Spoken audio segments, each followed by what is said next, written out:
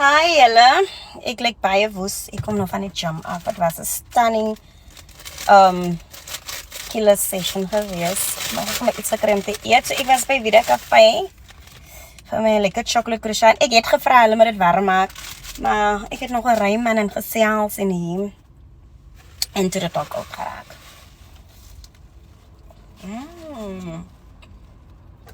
Mens moet dus spoil na die gym.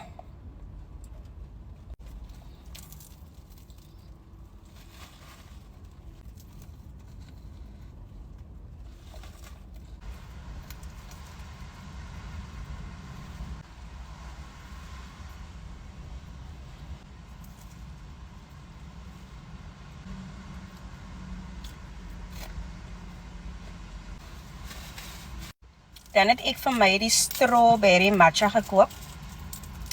Ek was beïnvloed deur my skoonsister Abigail toe ons het Kanavan kom op die Ketberg te koop sy vir my die strawberry ice matcha julle. Dit is hoe dit lyk. Nou lekker.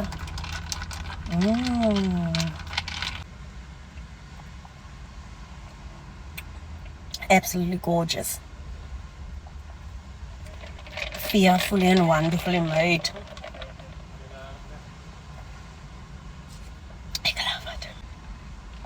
Ek probeer soos hy matchas wat soos gras proe man. Ek dink die strawberry maak definitief a difference.